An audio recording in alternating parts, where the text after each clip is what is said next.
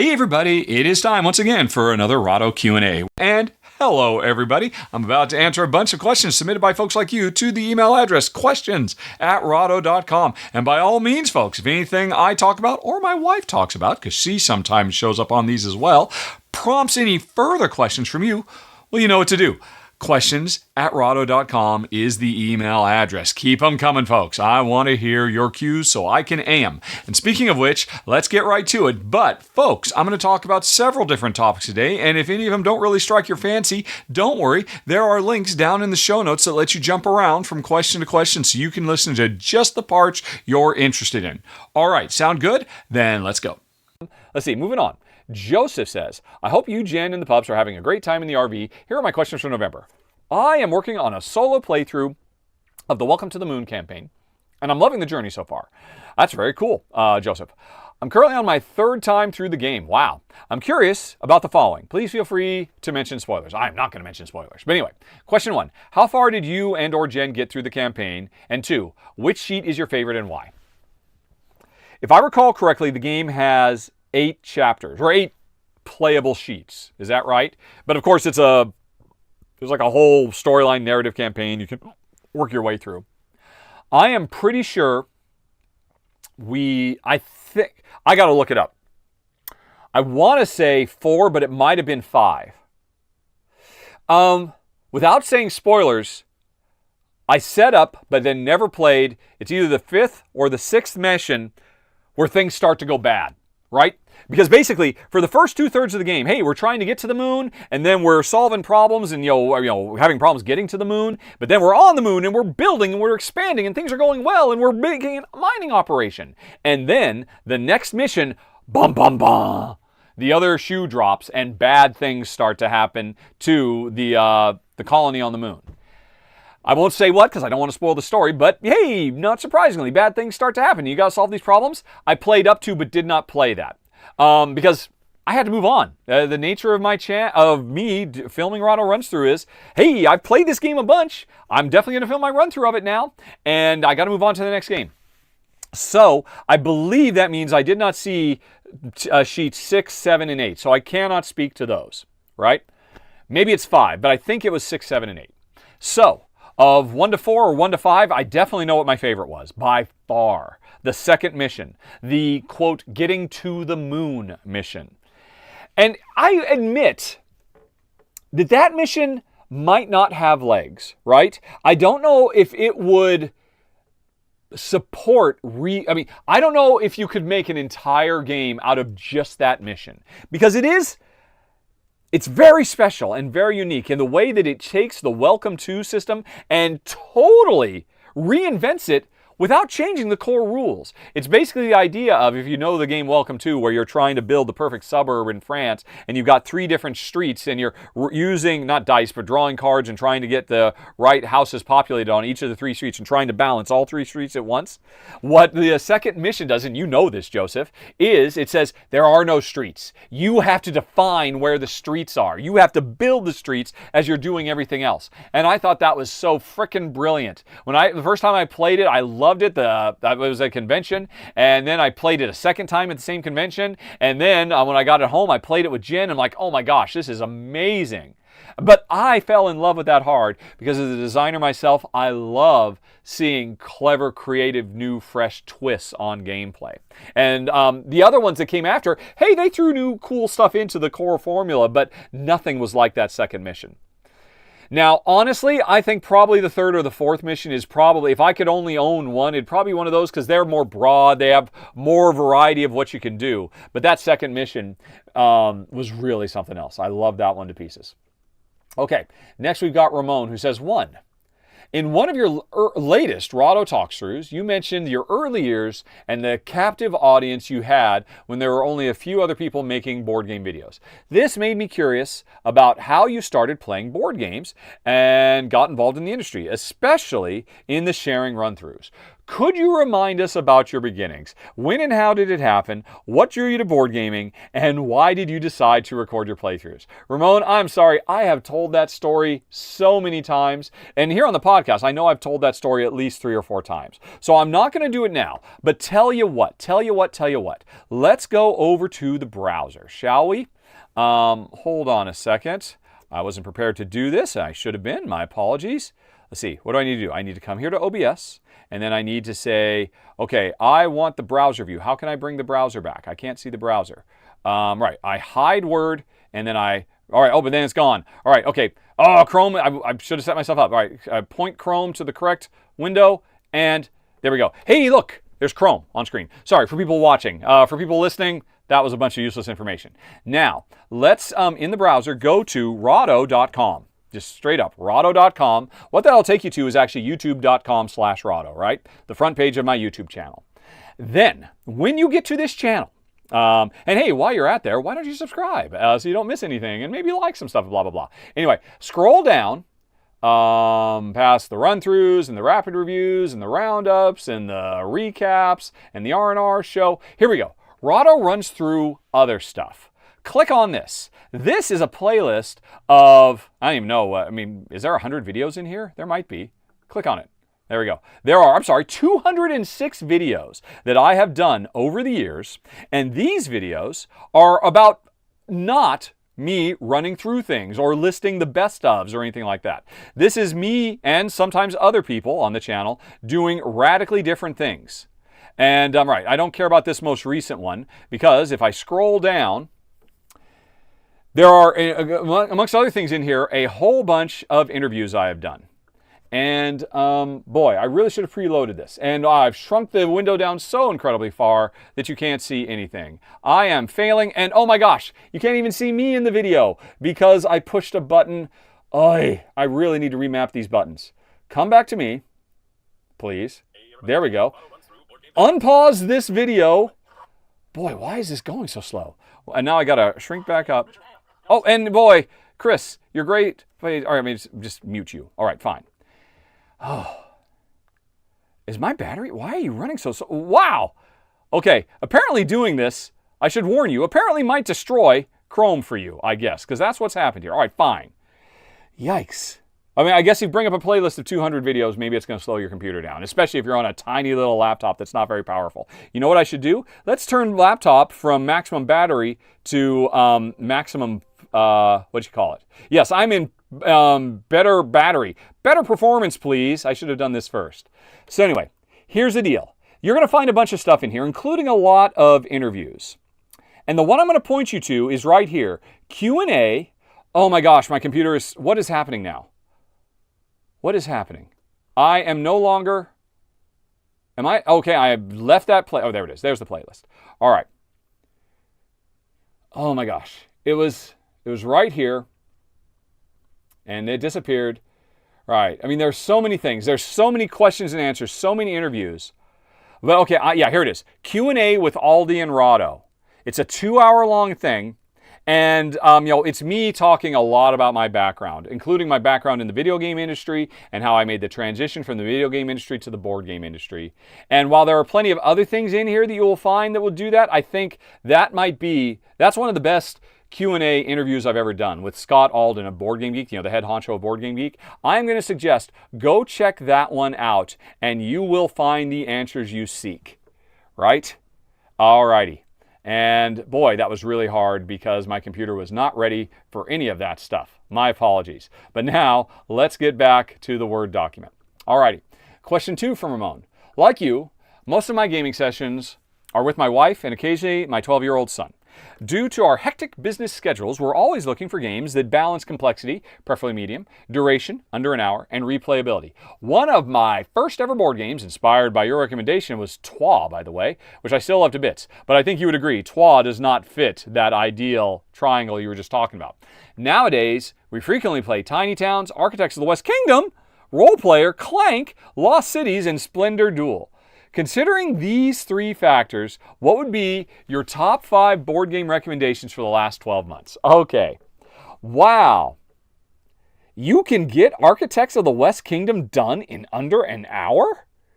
That's mind-blowing to me. But okay, we'll go with it. And this means we're going to have to go back to the browser because I can't do this off the top of my head. But here's what I will do. If I, once again, come back to the browser, and hopefully the browser will work a bit more smoothly this time. Browser. Let's go to top.rahdo.com. And I clearly should have opened this before I came over here. All right, anyway, this is a shortcut to a list I've got that breaks down my personal collection by year. You want to know about the last 12 months? I'm going to talk about 2023.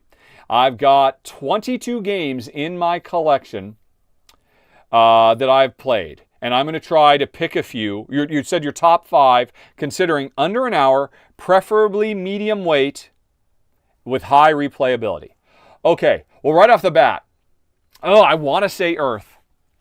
But, well, you just said that, I mean medium. I'll have to say Earth. Earth is brilliant. Earth is a game you can easily play in under an hour, but it might be getting us slightly towards the heavy. But if you're comfortable with Architects of the West Kingdom, I think you'd be comfortable with Earth. Earth is definitely heavier than Architects of the West Kingdom, so I'd be a bit on the fence about that one. But I'm trying to think in, between the realms of time, between Lost Cities on one end up to Architects of the West Kingdom that you can play in under an hour. The White Castle. You have to check out the White Castle in a big, big way. Another game you can get done in under an hour that is just a picture of perfection. Watch my run through to see why. Rebuilding Seattle. I highly recommend that one. Nemalia. Nemalia might be a little too light for you.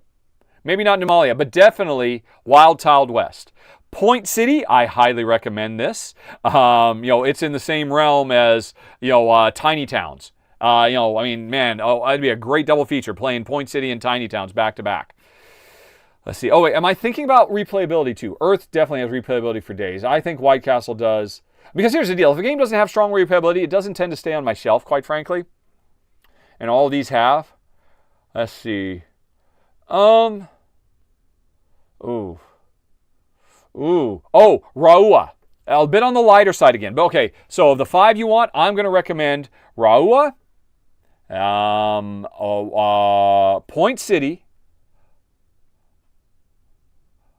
Rebuilding Seattle, White Castle, and Earth. Those are my 5 recommendations to you for games that you could probably get done in under an hour that are nice medium weight and have a lot of replayability. Phew! That was much easier than I thought it would be. That went much smoother than the last time I went to the browser. Okay, next up, we go to Thomas. Or Tomas, it looks like. It's been a while since I wrote to your questions email, but I have a few questions, and I would like to ask.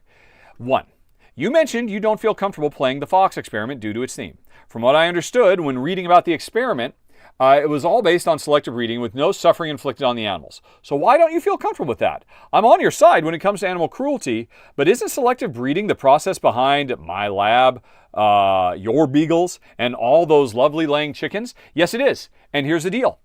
There was a lot of animal suffering. And so here's the deal. Even the publisher of the Fox experiment, Pandasaurus Games, I remember they did a press release at some point where they said, hey, we're really excited about this game from Elizabeth Hargrave. It's got really great gameplay. And then at the bottom, we recognize that the real world Fox experiments have at times, especially in the early days, been truly horrific and, really cruelty to animals. We don't support this. We think this is terrible. And I think this was awesome of Pandasaurus, a portion of all our proceeds from sales of the Fox experiment are going to go to the Humane Society.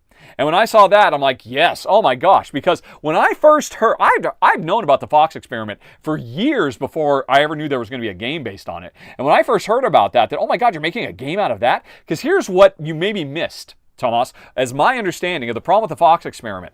For folks who don't know, this is a famous Russian experiment that started in the 60s and is still going on today.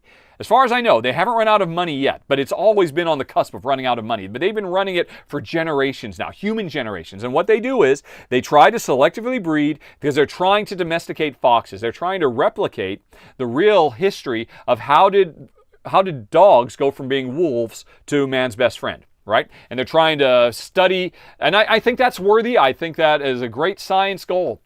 But here's the way it works, or the way it's always worked. They breed the next generation. they keep these foxes in tiny, tight, confined cages. I don't know, maybe it's better now, but back in the day, I've seen pictures. Tiny little cages, barely enough room to turn around, just wire mesh, and that's where most of these foxes live and die because they have 1 year. For 1 year, the scientists will see how well the new breed of foxes respond to petting and, baby talk and stuff like. Are they getting closer to dogs? And so the ones that show the most progress towards the selective breeding product, they get to live and breed again. All the other foxes, like 95% of all the other foxes, they get shipped off to fur farms. And Russian fur farms are abysmal places where foxes get skinned alive and all kinds of terrible things. And the fox experiment had to do this to make money to keep going. So yeah, I can't in good conscience play this game. In the same way I would not play a game about modern day factory farming. I would not play a game about scientists in the cosmetic industry experimenting on beagles. That's to me, this isn't as bad as those, but it's still pretty bad. And that's why I'm uncomfortable with the fox experiment. Although, I do think it's awesome that if you do buy the fox experiment, a portion of the profits for that sale will go to the Humane Society. So that goes a long ways towards helping. But anyway, that's where I'm coming from. Okay, next up, number 2, I love playing board games. That is a fact. I love it. Don't come to me with any less than factual reports there, Tomas. I don't usually win, and I usually play against players with an engineering background, and I am not an engineer. And I sometimes feel that my engineer friends are not immersed in the game, my favorite part of playing, but are analyzing the game mechanisms and trying to find a way to win, not caring for the game theme. Is my perception correct? I don't know, buddy, but I suspect it could be. You should ask them, don't ask me. But I have certainly played with a lot of people over the years who just don't, whenever I teach a game, the first thing I do is I open up the rule book and read the thematic introduction to set the stage, because I think theme is everything in games. I have a very difficult time enjoying abstract games. There's a few I do, but for the most part I could take or leave them. They feel more like activities rather than games, because I don't feel like I'm doing anything. I feel just like I'm grinding my wheels and spinning, moving levers and spinning pulleys, and it's just all meaningless to me if there's not a theme there that makes me feel like, oh, I am this person at this point in time trying to achieve this purpose. And I know, yeah, I've played with plenty of people who just play like I suspect your engineer friends play. And you know what? Hey, if they're having fun, more power to them.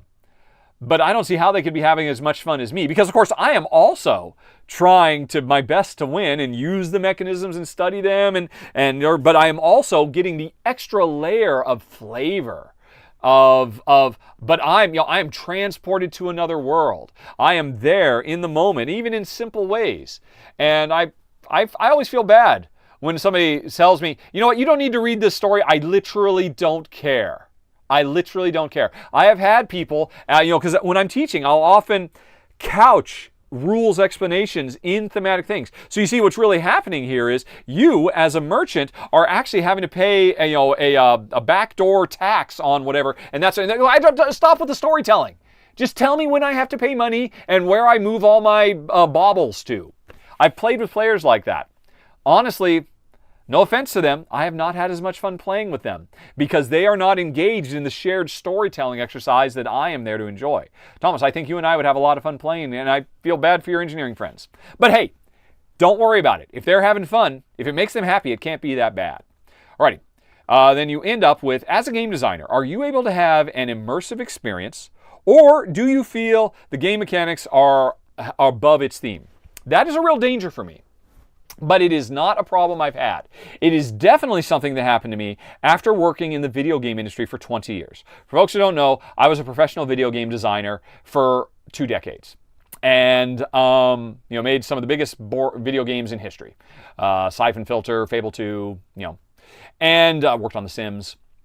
And after 20 years, playing video games had become a chore. It was very difficult for me to enjoy them because all I could do was rip them apart and think about them in terms of gameplay mechanisms and, more importantly, production methodology. I would play a video game and think, wow, I wonder how much this feature costs. Wow, this must have taken at least a team of 3 programmers, 6 months to get this feature, and you only use it in one level in the entire game? How could you get away with that? What was your budget like? And that's what video games became for me after 20 years of making them. And so I could not enjoy them with the same simple pleasure that I did as a young child in the 70s, playing those old Mattel games, or in the early 80s, playing my Atari 2600, or playing Pong when I was 4 years old back in the early 70s. So it's one of the reasons I got out. It's one of the reasons I didn't have any passion for it anymore. And now, interestingly, I have not played a video game seriously in probably, almost a decade. And I often think, you know what, maybe that's been enough time, and I could go back and I could probably enjoy video games again. But why would I do that when I can enjoy board games with my wife, Jen, which is at no point have video games ever the greatest experience I've ever had. And if you want, do a search, Rahdo Top 10 Video Games. I made a top 10 of my favorite video games and talked about the amazing experiences I had playing them. None of them hold a candle to playing Pandemic Legacy with my wife. So I would never go back. And it is something I worry about. Doing what I do, Rahdo runs through, I worry that if I do it long enough, that what I found happening to me in video games will happen to me in board games. Now, one thing that's a big difference is, even though I have been asked on more than one occasion by board game publishers, hey, if you ever want to come on and become a professional board game developer, let us know. We'd love to have you. I've always kind of held that at arm's length. And in large part, because I'm really kind of happy staying on one side. I'm just a player. It's just I happen to be a player who plays a lot of games. And I'd always be a bit nervous about, becoming a developer and then starting to think about how the sausage is made, and it might affect my enjoyment of the sausage. So it's something I definitely try to stay away from. And that is it, folks. Like I said right up front, not very many games showed up in the mailbox. So please, by all means, before we go on to the personal Q&A, I beseech you, go to your email client of choice. Send an email to questions@rahdo.com because we need more questions. Start off the year 2024. But, folks, this is where we are done with the gaming and channel-based stuff. And if you hold on for a second, Jen will be here, and we will go into great length, talk about all our adventures and our misadventures on the road so far as we continue heading to the southern tip of Baja, Mexico. So hang on, and we'll be right back. And that will be the end of this session of the Rahdo Q&A. Thank you, folks, for watching and also for submitting your questions. Send me more to the email address questions@rahdo.com, and I'll get you covered in a future episode. And in the meantime, if you would like to hear some more, you're in luck. I have been doing the Rahdo Talks Through audio podcast for years now with my wife, Jen, and we have got hundreds of hours for you to enjoy. You can hit that big box that's on screen right now if you want to dive deep. Also, you can go on ahead and subscribe so you won't miss the next Rahdo Q&A. And thank you, folks, for watching, for listening. Have a very, very nice day. Talk to you later. So long. Bye-bye.